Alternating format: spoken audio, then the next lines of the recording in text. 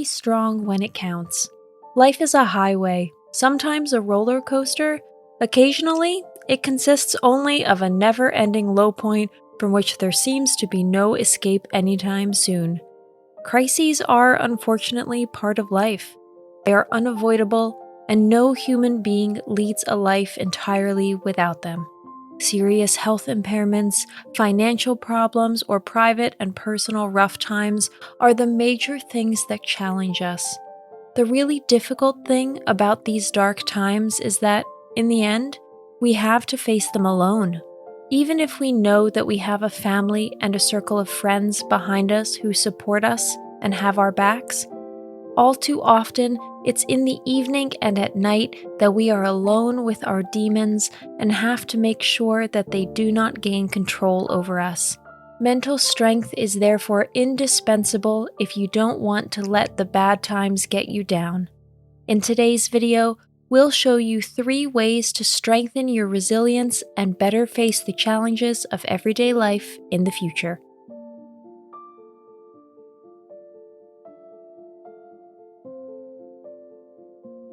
Number 1. Act professionally, matter-of-factly, and productively. What sounds like part 1 from an employee manual is basically the most important ingredient for effective crisis management. What sounds like part 1 from an employee manual is basically the most important ingredient for effective crisis management. Depending on the cloth we're cut from, we may find this attitude easier or harder. Not everyone is born with a robust nervous system, but you can work on it. There's no point in burying your head in the sand or locking yourself in your room for days on end with chocolate and soap operas. Of course, crises take us by surprise at first. They throw all our plans out of kilter, take the light out of our existence, and sometimes literally bring us to our knees. But it is precisely at this point that we must choose to fight and not to flee. We are all much stronger than we think we are in good times. When it really comes down to it, we are tough creatures, designed by nature to survive wars, famine, disease, and all the other hardships that life can bring. Our bodies can handle crises. Now, all we need to do is train our minds not to succumb to adversity. Mental strength always has something warrior-like about it. Even hunger strikers in prison do so not for pacifist reasons, but to show their political colors. A catastrophe can bring out the worst in us humans, but it can also bring out the best. The choice is ours. Pragmatically inclined people certainly have an easier time of it here. They take matters into their own hands that they can control and distract themselves with coping, with organizational or very practical tasks. The ostrich tactic has never proven itself in life crises, but taking the snorting bull by the horns has. Losing your nerve for a moment and letting yourself go is perfectly fine. But a sovereign master plan for crisis management looks different. Many generations before us had to face the worst tragedies that human history has ever known. If we take them as a model, no disaster in the world can bring us to our knees. Number 2, accept what is. If there's one thing that really doesn't get us any further in life crises, it's persisting in self-pity and anger at fate. It is what it is. Of course, in the first moment, we tend to consider this blow of fate, this illness or this defeat, as punishment and as unfair.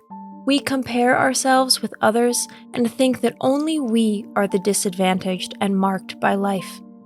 It seems as if everyone else is always lucky and we are always unlucky.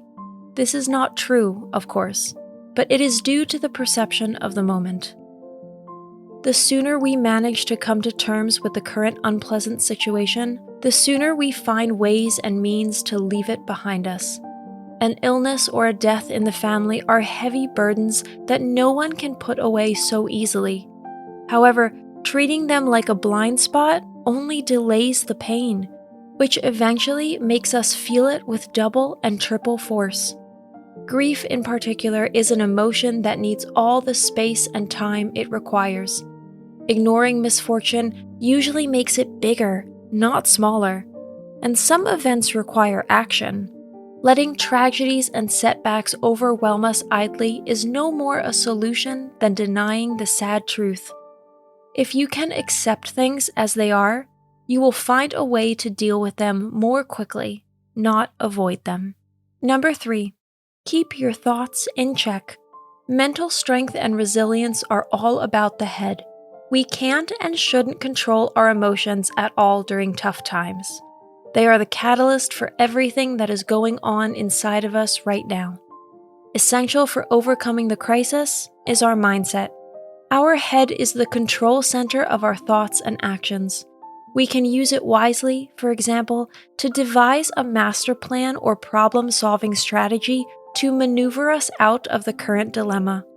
However, there is also a great danger that our mental cinema will take control and we will drown in a whirlpool of negative thoughts, worries, fears, and visions of the future that are not based on any facts.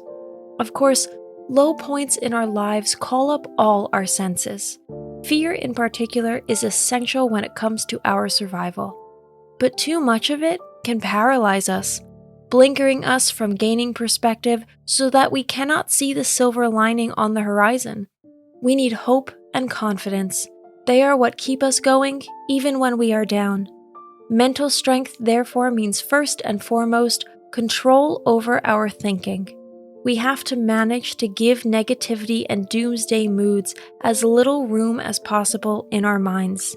Instead, it helps most people to focus on practical things and processes that can also distract them a bit at the same time. If we want to take direction in our lives and regain the upper hand despite the blows of fate, we need to steer our thoughts in the appropriate direction. In times of turmoil, chaos, and a total state of emergency, this is easier said than done. But our willpower is happy to help us here. Those who want to survive will survive. Those who want to fail will fail. Our conclusion: mental training for every day. Resilience is not a superpower that we get overnight from some supernatural powers. It can be learned and trained, but it also needs something like constant supervision or tutoring. In the meantime, there are numerous good and free instructions on how to train your mental strength to peak form. All it takes is a few small things that we can integrate into our daily routine. The basics are, once again, healthy nutrition in the sense of nourishment for the nerves, exercise in the sunlight and fresh air, phases of retreat and regeneration, and the necessary mindfulness every day. We humans can endure the superhuman when the situation demands it. Only the very few of us are spared low blows and personal tragedies. Like any siege, however, this too shall pass. Thanks for watching. Did you find this information helpful? Do you have experience with it? We would love to hear from you. Leave a comment below and let us know your thoughts. For more resources about mental health, self-improvement, and psychology, visit our website. You'll find the link in the video description where you can also connect with us on social media and sign up for our email list. Take care of yourself and have a beautiful day.